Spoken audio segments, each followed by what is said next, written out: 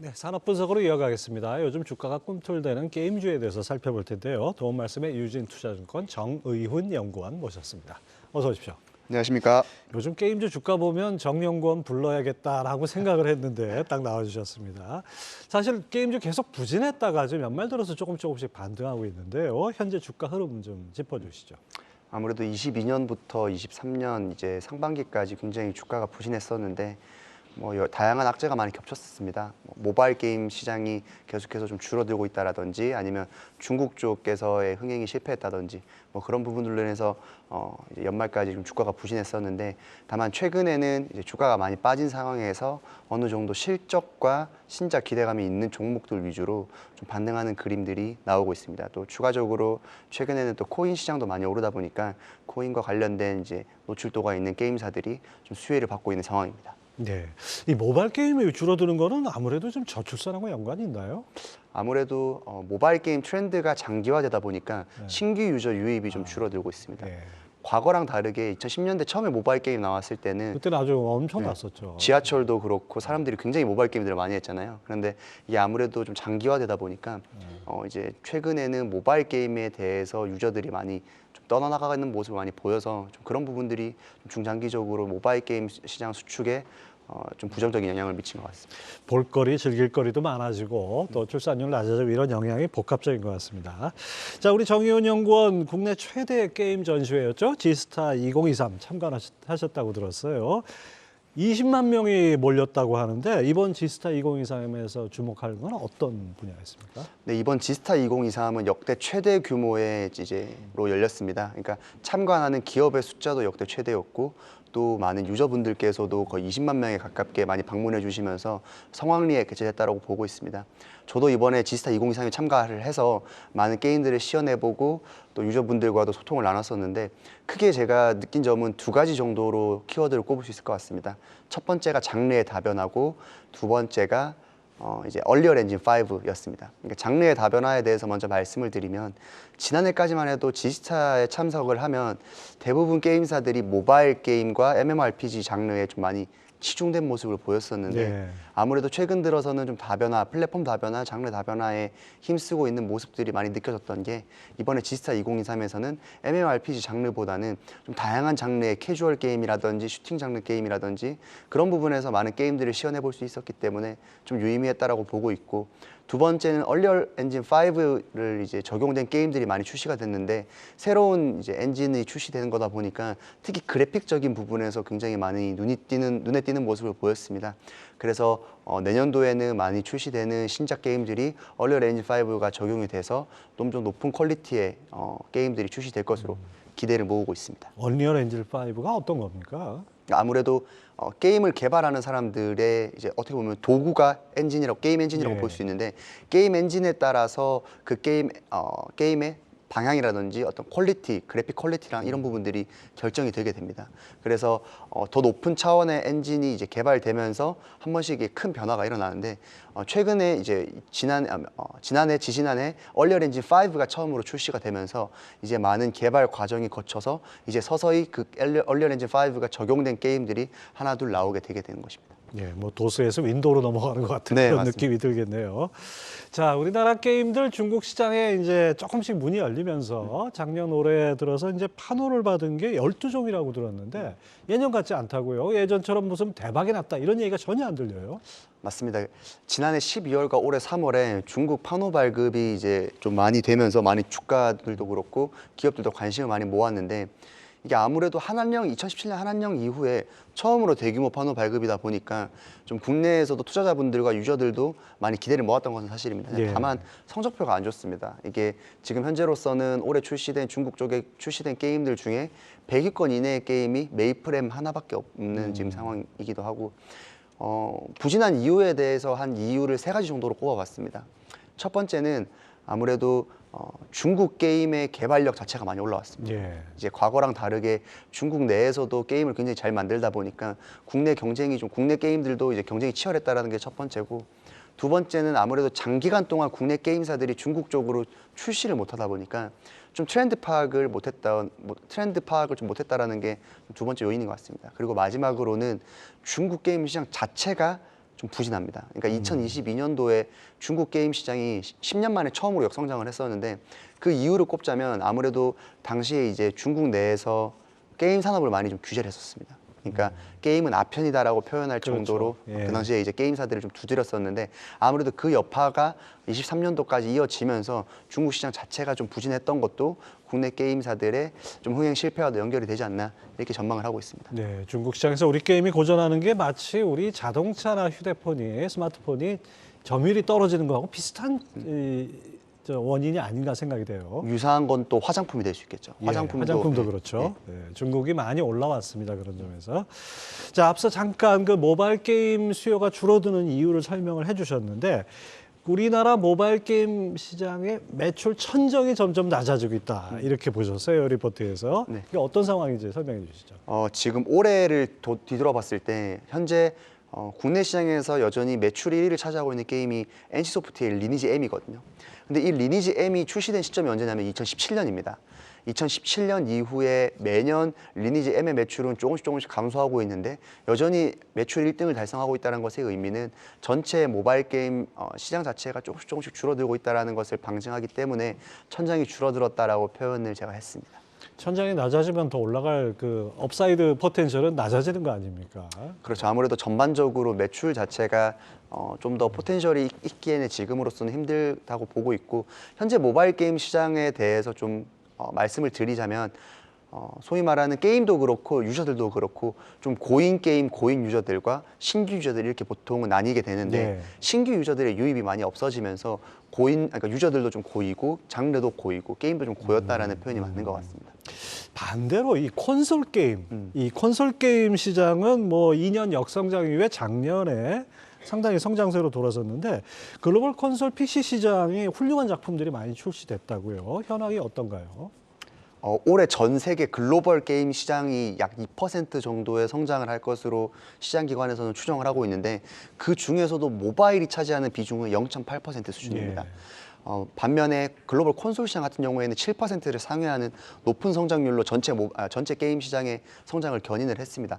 그만큼 올해 같은 경우에는 콘솔 게임 시장의 높은 성장률이 이제 좀 눈에 띄었는데 그 이유가 몇 가지 있겠지만 첫 번째 이유로는 아무래도 코로나 시기 때 좀 개발이 지연됐던 게임들의 출시가 대작들의 출시가 올해 좀 많이 있었거든요. 예. 그만큼 콘솔 유저들 입장에서 봤을 때는 굉장히 좋은 게임들이 많이 나오면서 지금 콘솔 기기의 보급률이라든지 이런 부분도 많이 높아지고 있는 상황입니다. 근데 다만 국내에서는 콘솔 기기로 게임을 하시는 유저들이 많지는 않은데 요즘에는 모바일 게임 시장에서 많은 유저들이 떠나가면서 오히려 PC, 콘솔 쪽으로 관심들이 많이 이동하고 있기 때문에 국내 게임사들도 그런 부분에서 콘솔 PC 게임 개발에 좀 치중하고 있는 모습을 보이고 있습니다. 네, 콘솔 쪽으로 좀 뭔가 조금 중심이 이동하는 듯한 느낌이 드네요. 네. 자, 글로벌 게임 시장 콘솔 기반으로 이게 7.4%나 성장했으면 엄청난 성장인데 우리 기업들은 오히려 해외 수익이 역성장해서 수혜에서 비껴나 있다 이렇게 보셨어요. 이 관련해서 말씀해 주신다면요. 이게 왜 그러냐면 아무래도 국내 게임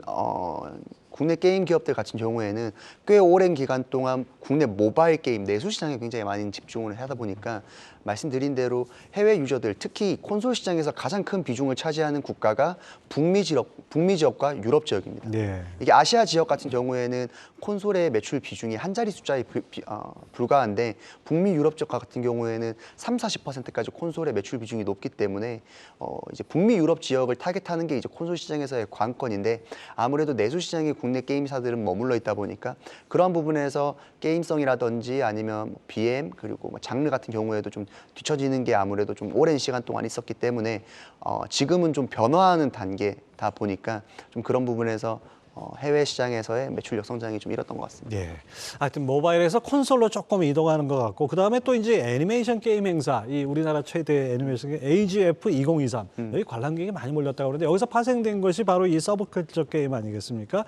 이건 원래 팬덤이 있으니까 좀 마케팅도 용이한 그런 측면이 있죠. 맞습니다. 아무래도 서브컬처 장르가 일본이 굉장히 주력이었는데 최근에는 일본뿐만 아니라 중국, 특히 우리나라까지 이게 영향을 많이 미치고 있어서 게임사들이 서브컬처 장르에 대한 개발도 굉장히 많이 치중하고 있습니다. 근데 다만 서브컬처 장르가 곧 성공 공식이라고 말하기는 좀 어려운 이유가 결국엔 서브컬처라는 것은 게임성이 있어야만 서브컬처 장르, 그러니까 서브컬처 캐릭터에 대한 로열티가 생기기 마련이거든요. 그렇기 때문에 국내 게임사들이 서브컬처 게임 장르를 이제 개발함에 있어서 게임성을 얼마만큼 많이 보완을 해서 유저들로 하여금 로열티를 생기게 하는 것이 서브컬처 장르 게임이 흥행하는 데 있어서 굉장히 중요한 요소로 작용할 것으로 보고 있습니다.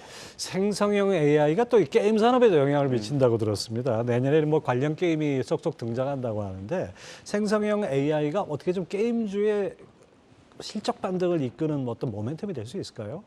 저는 결국 생성형 AI 서비스가 게임 쪽에 영향을 미치는 것은 크게 두 가지 방향으로 보고 있거든요. 첫 번째 방향은 게임 개발에 도움을 주는 것입니다. 그러니까 코딩이라든지 이런 부분을 함에 있어서 개발자에게 서포팅해주는 역할로서의 역할이 있을 것 같고, 두 번째는 게임 내에서 컨텐츠 쪽으로 생성형 AI 서비스가 적용되는 단계가 있습니다.